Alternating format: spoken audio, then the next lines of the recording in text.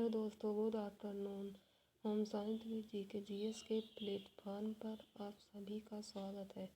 हम लोग पिछले वाली क्लास में कार्बोहाइड्रेट के बारे में पढ़ रहे थे। कार्बोहाइड्रेट क्या है, इसकी प्राप्ति हमें कहाँ से होती है, कार्बोहाइड्रेट का वर्गीकरण कितने रूप में होता है। तो कार्बोहाइड्रेट का वर्गीकरण हम लोग पढ़ रहे थे। तो कार्बोहाइड्रेट का वर्गीकरण हम लोगों ने 3 रूपों में पढ़ा था। 3 रूप कौन कौन से थे? तो monosaccharides, the oligosaccharides, polysaccharides. Monosaccharide में हम लोगों ने जो है 3 प्रकार पढ़ा था। पहला था ग्लूकोज है, फ्रक्टोज है, ग्लैक्टोज है। और ओलिगोसैकेराइड्स में हम लोगों ने 3 पढ़ा था, मोनोडाई, मोनोट्राई, मोनोटेट्रा। मोनोडाई में हम लोगों ने 3 प्रकार के पढ़े थे, सुक्रोज, माल्ट और लैक्टोज। लैक्टोज तक हम लोगों ने कंप्लीट किया था। आज हम लोग पॉलीसैकेराइड्स के बारे में पढ़ेंगे। तो चलिए चलते हैं, आज हम लोग पॉलीसैकेराइड्स के बारे में पढ़ें।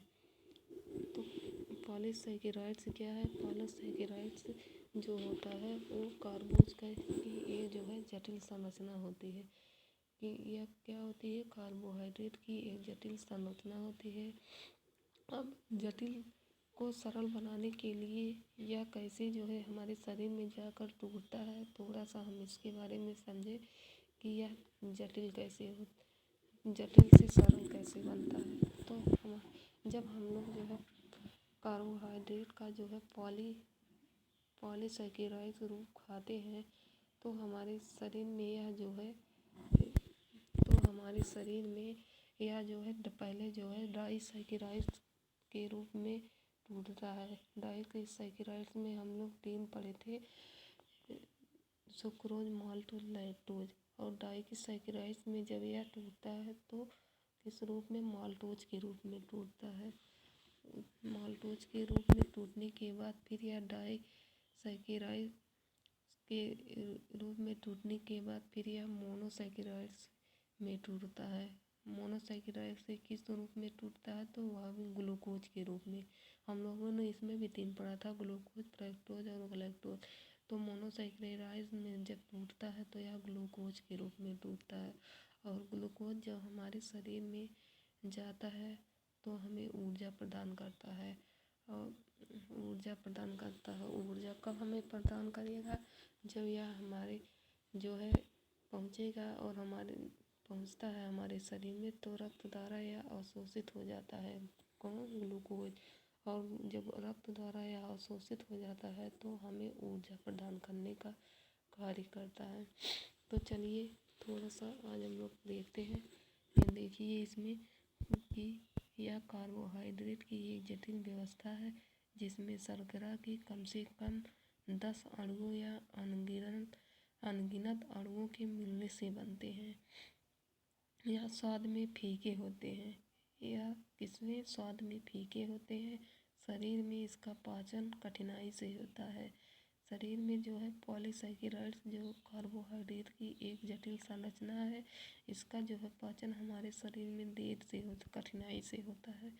इसीलिए यह जो है हम जब शरीर में ग्रहण करते हैं तो यह सरल रूप में हमारे शरीर में पचता है। तो यह होता है पॉलीसैकेराइड्स। पॉलीसैकेराइड्स में भी हम लोगों ने कई प्रकार पढ़े थे। पहला है स्टार्च। स्टार्च जो है यह पौधों में ज़्यादातर हरे पेड़ पौधों में अधिक पाया जाता है।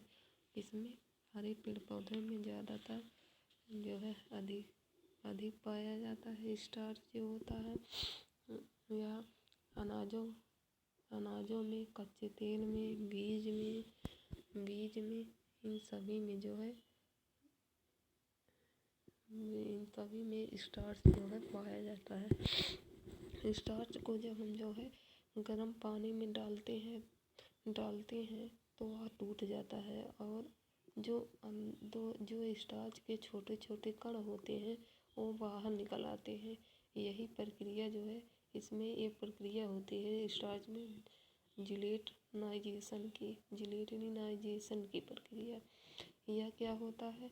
यह जो है जब हम अनाज को जो है गर्म पानी में डालते हैं तो जो है अनाज को जब गर्म पानी में डालते हैं तो डालने के बाद यह टूट जाता है जो और स्टार्च के जो छोटे छोटे कण होते हैं वो बाहर निकल आते हैं। यही प्रक्रिया जो है जिलेटिनाइजेशन की कहलाती है।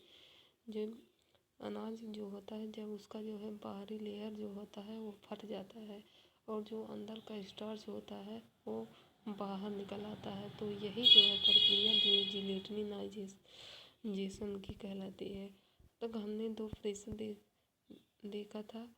पहले हम लोगों ने कैरेमलाइजेशन देखा था जिसमें जो है पिछली वाली क्लास में हम लोगों ने कैरेमलाइजेशन के बारे में पढ़ा था जिसमें हम 200 पर जो है जब ताप पर जो है चीनी को जब हम लोग मेल्ट कर गर्म करते थे तो जो है उसमें एक जो है प्रक्रिया होती थी जिसे कैरेमल करते थे और इसी जो है प्रक्रिया जब वह जो है भूरे रंग में परिवर्तित हो जाती है थी तो इसी प्रक्रिया को जो है कैरेमलाइजेशन कहलाती थी। तो अब हम देखेंगे कि मतलब स्टार्च का पाचन कैसे होता है। हमारे शरीर में जो है स्टार्च का पाचन कैसे होता है। जब जो है हम स्टार्च युक्त जो है पदार्थ खाएंगे तो जो है स्टार्च युक्त पदार्थ जब हम खाएंगे तो तालिन नामक एंजाइम जो हमारे लार में पाया जाता है उससे जो है स्टार्च टूटेगा। इससे क्या स्टार्च अभिक्रिया करेगा और डेक्स्ट्रीन में बदल जाएगा। इसमें बदलेगा तो डेक्स्ट्रीन में बदल जाएगा। इसके बाद जो डेक्स्ट्रीन है ये भी जो है अभिक्रिया करेगा डेक्स्ट्रीन एमाइलेज क्या है एक प्रकार का एमाइलेज है से अभिक्रिया करके जो है यह जो है माल्टोज में बदल जाएगा। किसमें बदलेगा माल्टोज में। और जो हमारा माल्टोज है वो जो है माल्टेज नामक एंजाइम से क्रिया करेगा। माल्टेज जो है किस एंजाइम से क्रिया करेगा माल्टेज नामक एंजाइम से क्रिया करेगा फिर वो बदल जाएगा ग्लूकोज में। किसमें बदलेगा वो फिर बदल जाएगा ग्लूकोज में। तो इस प्रकार जो है हमारे शरीर में जो है स्टार्च का जो है पाचन होता है। कैसे होता है स्टार्च का पाचन तो इसी प्रकार होता है। स्टार्च जो है हमारे शरीर जो है जल में घुलनशील होता है। स्टार्च जो है जब हम जल में इसे डालते हैं तो क्या वो जो है हमारे जल में घुल जाता है तो नहीं ऐसा नहीं होता है। वो हमारे जल में घुलता नहीं है बल्कि वो जल में ही वैसे का वैसे ही रहता है क्योंकि वह स्टार्च जो होता है वह जल में घुलनशील नहीं होता है। जब हम अभी अनाज को हुआ सूजी हुआ ये जो है ये सब अगर हम जल में डालते हैं तो क्या वो घुल जाता है नहीं घुलता है क्योंकि यह ठंडे पानी में जो है अघुलनशील होता है। गर्म पानी में इसकी कोशिका की जो है बाहरी झिल्ली जो है दीवार जो होती है वो फट जाती है। अभी मैंने बताया ना कि जो कोशिका की जो है बाहरी दीवार फट जाती है और अंदर से जो है छोटे छोटे स्टार्च के जो कण होते हैं वो बाहर निकल आते हैं जो पानी को सोख लेते हैं और फूल जाते हैं। इसी प्रक्रिया को क्या कहते हैं जिलेटिनाइजेशन कहलाते हैं।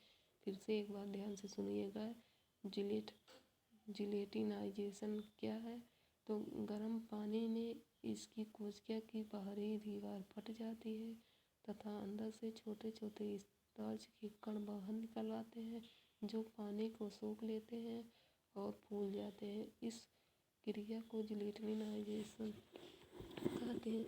अब देखिए ये अभी मैंने बताया कि स्टार्च का पाचन कैसे होता है। स्टार्च का पाचन कैसे होता है तो स्टार्च जो है जब हम स्टार्च युक्त भोजन खाएं एक बार फिर से बता दे रही हूँ कि जब हम लोग स्टार्च युक्त भोजन खाएंगे तो टाइलिन नामक एंजाइम है उससे जो है स्टार्च टूटेगा। और किसमें टूटेगा टाइलिन जो है लार में पाया जाता है तो टाइलिन नामक एंजाइम जो वो टूटेगा तो किसमें डेक्स्ट्रीन में बदल जाएगा। इसके बाद जो डेक्स्ट्रीन है वो जो है एमाइलेज से अभिक्रिया करके जो है माल्टोज में बदल जाएगा। किसमें माल्टोज में डेक्स्ट्रीन जो है एमाइलेज से अभिक्रिया करके माल्टोज में बदल जाएगा। और माल्टोज जो हमारा माल्टोज है वो जो है माल्टेज नामक एंजाइम से क्रिया करके फिर वो जो है ग्लूकोज में बदल जाएगा। इससे हमारे शरीर में जो है स्टार्च का पाचन होता है। तो चलिए अगला वाला हम लोग पढ़ते हैं डेक्स्ट्रीन।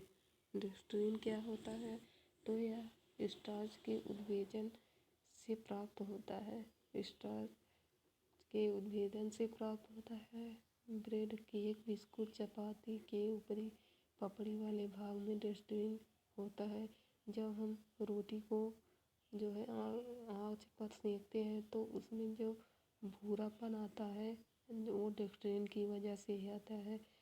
कि जो ब्रेड है, केक है, बिस्कुट है, इसमें जो भूरापन आता है वो डेक्स्ट्रीन की वजह से ही आता है। ताप के संपर्क में आने पर स्टार्च डेक्स्ट्रीन में बदलने लगता है। चावल भूनने पर भूजा लाई का भूरा हो जाना, रोटी को देर तक चबाने पर उसका मीठा हो जाना डेक्स्ट्रीन के कारण होता है। जो हम रोटी को सेकते हैं तो उसमें जो भूरापन आता है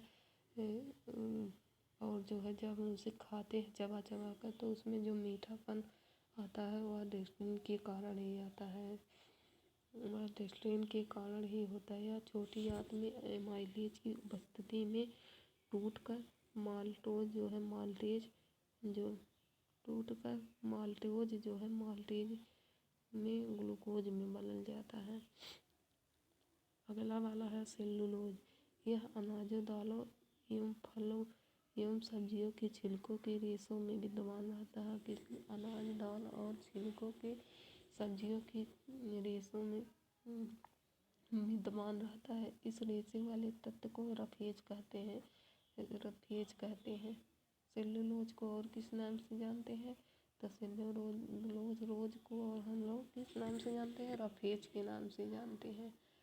कार्बोहाइड्रेट जो जानवरों में इसका पाचन होता है, इसका पाचन जो है मनुष्य में नहीं होता है।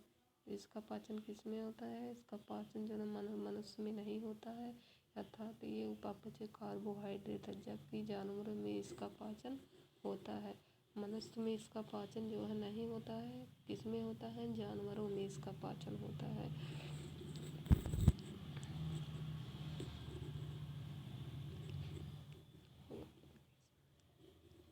अनाज के भूसी में जो है 30 से 34% तक सेल्यूलोज पाया जाता है। किसमें? अनाज की भूसी में जो है 30 से 34% तक जो है सेल्यूलोज पाया जाता है। कितने परसेंट तक? 30 से 34% तक सेल्यूलोज पाया जाता है। तो अगला हम लोग जो है चलिए अंजीर में सेल्यूलोज की मात्रा सबसे ज़्यादा होती है। तो इसमें पूछ सकता है किस फल में इसमें जो है अंजीर की मात्रा सबसे ज़्यादा होती है? तो अंजीर में सेल्यूलोज की मात्रा सबसे ज़्यादा होती है। तो अगला वाला है ग्लाइकोजन। ग्लाइकोजन क्या है? ग्लाइकोजन इसे जंतु स्टार्च या एनिमल कार्बोहाइड्रेट कहते हैं। किस नाम से जानते हैं इसे? और जंतु स्टार्च या एनिमल कार्बोहाइड्रेट कहते हैं। यह पूर्ण रूप से पेड़ पौधों में अनुपस्थित रहता है। पेड़ पौधों में यह पूर्ण रूप से नहीं पाया जाता है। यह ग्लूकोज का जो है संग्रहित रूप होता है। यह सभी जंतु कोशिकाओं, ऊतकों, यकृत तथा मांसपेशियों में संचित कार्बोहाइड्रेट के रूप में होता है। किसमें होता है? कार्बोहाइड्रेट के रूप में होता है। यकृत के लगभग 100 ग्राम ग्लाइकोजन जमा हो जाता है। यकृत में लगभग 100 ग्राम ग्लाइकोजन जमा हो जाता है। उपवास व बीमारी की स्थिति में भोजन न मिलने पर यह काम आता है। पिछली बार भी हम लोगों ने पढ़ा था ग्लूकोज में कि जब जो है बीमारी या उपवास की स्थिति में जब जो है हमें कमजोरी महसूस होने लगती है तो यही ग्लूकोज जो है हमें जो है तुरंत ऊर्जा देने का कार्य करता है। बेहोशी के समय भी हमें जो है क्या ग्लूकोज ही दिया जाता है। सुस्ती के समय, बेहोशी की स्थिति हमें ग्लूकोज ही दिया जाता है।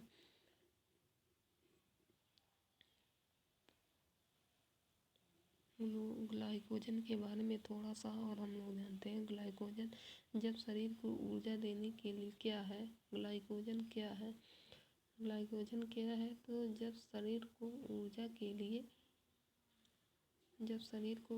के लिए हमारे द्वारा खाए गए भोजन से जब हमें तुरंत ऊर्जा की आवश्यकता नहीं होती है, जब हमारे शरीर में तुरंत ऊर्जा की आवश्यकता नहीं होती है, तो यह बाद में उपयोग के लिए हमारे जो है मांसपेशियों और यकृत में जाकर ग्लाइकोजन के रूप में संग्रहित हो जाता है और हमारा शरीर एक जो है प्रक्रिया करता है।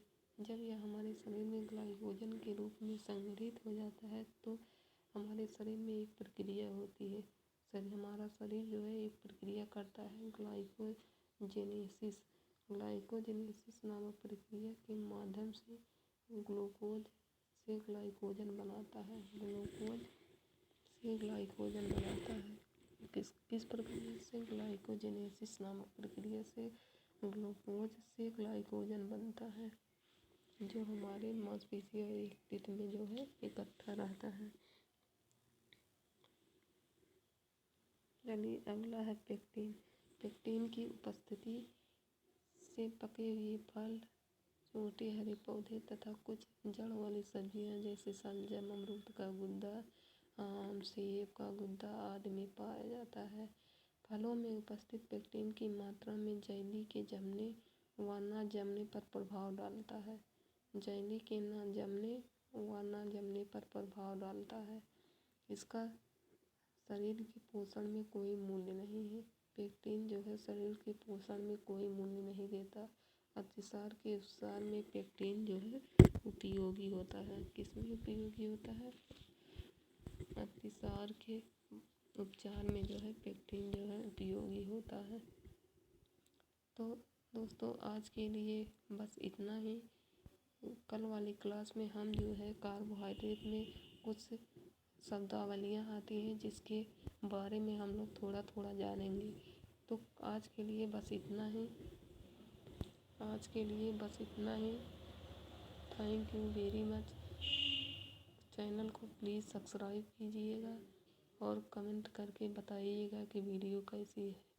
Thank you very much.